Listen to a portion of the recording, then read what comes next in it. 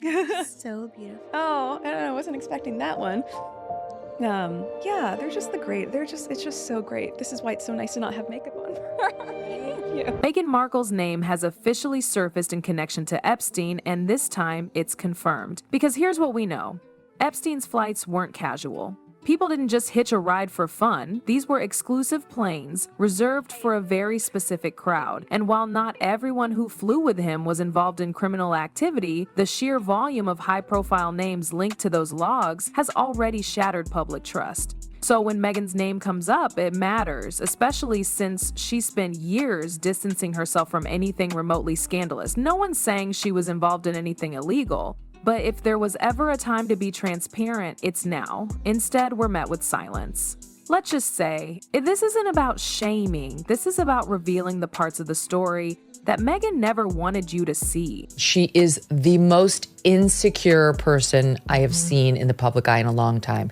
That is why everything had to be perfectly curated. For a long time, anyone who brought up Meghan Markle's rumored ties to the darker corners of elite circles was brushed off. People said it was just hate or jealousy, especially after she married into the royal family. She's just a victim of the press was the common line. But not all whispers are baseless, and now what used to be background noise is starting to sound like hard evidence. Before Meghan was a household name, there were consistent rumors that she had ties to some of the same wealthy elite that frequented Jeffrey Epstein's infamous parties and private events. People talked about it behind the scenes, whispers about how Meghan managed to land high-level invites to exclusive functions in New York, LA, and even London. Back then, it was dismissed as just her being well-connected or a go-getter. But recently, verified documents, including those black book entries and flight logs, have resurfaced. And for the first time, Meghan's name appears in material connected to Epstein's network. It's not just forum chatter anymore. Former media insiders, anonymous sources, close to elite social circles, and even one or two figures who used to attend those parties have come forward.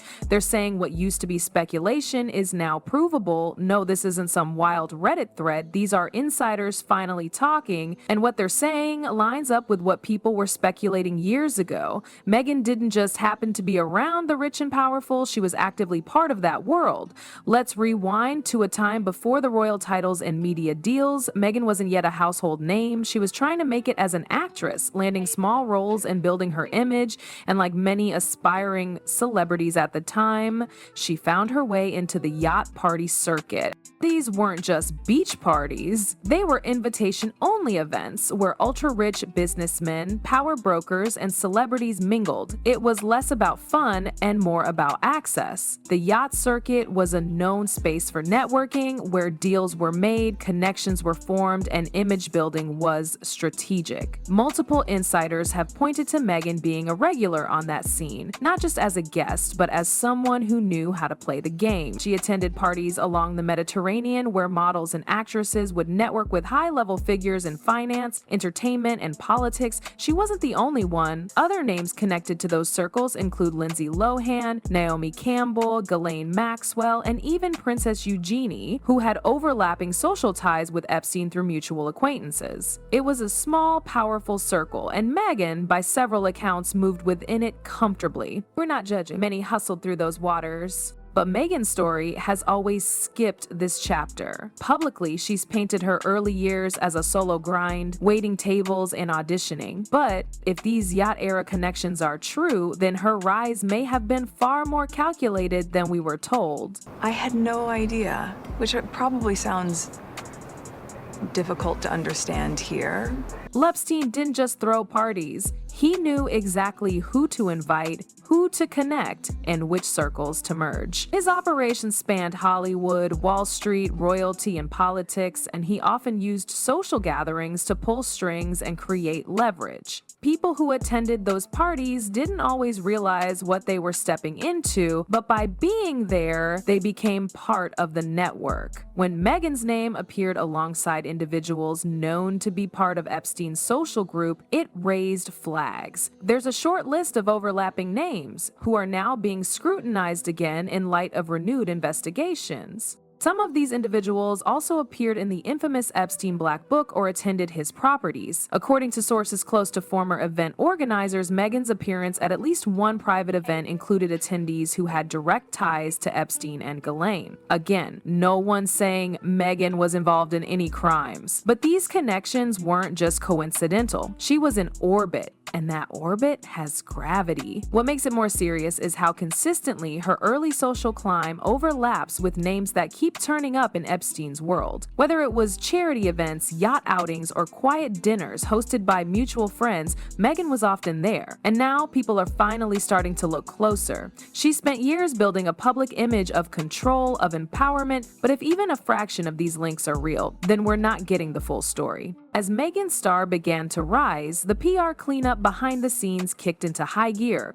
According to media insiders, there were very specific efforts made to bury parts of her past, particularly anything tied to the yacht party scene, her early social circles, or rumored connections to controversial figures. These weren't minor adjustments. These were large-scale image management strategies designed to create a completely different origin story. People close to celebrity media say there were legal teams who sent out warnings and NDAs to former acquaintances, assistants, and even entertainment reporters. Some of these individuals were prepared to talk. A few even tried, only to have their pieces mysteriously pulled last minute or their stories suddenly dropped by mainstream outlets. There were also instances where gossip columnists were offered exclusives on royal scoops or access to Meghan and Harry, but only if certain topics were off limits. The trade-off was clear. Protect the brand and you'll get rewarded. Push back and you'll be shut out. One producer who previously worked with a major tabloid program claimed that a segment on Meghan's time in Toronto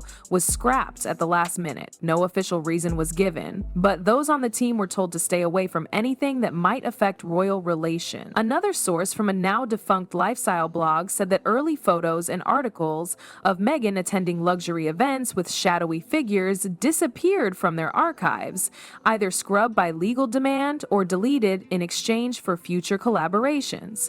It's not the past that's the problem, it's the eraser marks all over it. That's what one former media editor said when asked why these stories never came out. And those eraser marks tell their own story. The harder someone works to hide a chapter, the more people start asking, what was in it? And that's, I think, the best part about being a mom. And we go back to like a love language or gifts. It's not about the grandeur of a gesture. It's not random. There's a timing to this. Meghan's latest projects, especially her Netflix content and her rebrand through lifestyle ventures, just aren't landing. Critics are calling them scripted. Viewers are no longer buying the flawless narrative. And that creates cracks in the wall. The moment the public starts questioning the image, the stuff behind the scenes starts spilling out. On top of that, former allies in the press are starting to speak up. Some are no longer under contract. Others are just tired of being used to push a version of the truth that doesn't hold up. One entertainment journalist who once worked closely with her team revealed that there were always unspoken rules when covering Meghan. We could spotlight the humanitarian, the fashion icon, but anything before suits, that was off limits. But now, mission protections are fading. Media cycles have moved on from treating Meghan as untouchable. Her brand is built on transparency, advocacy, and owning one's story, but that message starts to fall apart when we look at how her own story has been aggressively controlled, especially when it comes to other women who were in the same spaces. Several women who were part of the yacht party scene or who once traveled in similar circles say they've been quietly pushed aside. Some were discouraged from speaking out, others were painted as unreliable or bitter, but they were there, and their versions of those events differ sharply from the one Meghan has allowed the public to see. There's also the silence around names that keep resurfacing in the Epstein investigation, names that Meghan was once connected to socially. The fact that these connections are ignored, denied, or erased, even as more information comes to light, raises questions. Not about guilt, but about honesty. Her public image suggests transparency, but her legal team's tactics and the behind-the-scenes cleanup efforts tell another story.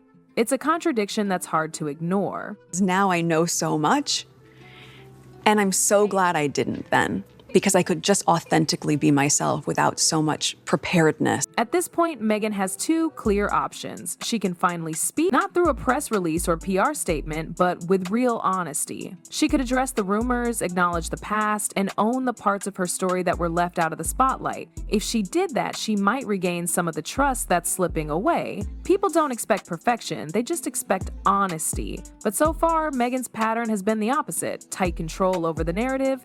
And that strategy might have worked before, but the climate's changed. The internet doesn't forget, and people are connecting the dots faster than ever. If she keeps trying to scrub her past or act like none of this matters, it only makes the questions louder, especially when it comes to the Epstein name. That name carries weight, and it's not just a rumor anymore. Her name has shown up in conversations, documents, and social webs tied to Epstein's inner circles. Even if her connection was purely social, the fact that it existed and was never acknowledged is becoming a problem. Media outlets that once played nice are now starting to dig. Former friends and associates who stayed quiet are now speaking. And the public, they're not just watching, they're documenting, saving clips, comparing timelines. That's why this matters. This moment could have been an opportunity, but if the silence continues, the narrative will write itself and not in her favor. So what do you think? Should Meghan finally come clean and address this publicly on her own terms? Or has the moment passed? Share your thoughts in the comments. That's all for today. See you in the next video.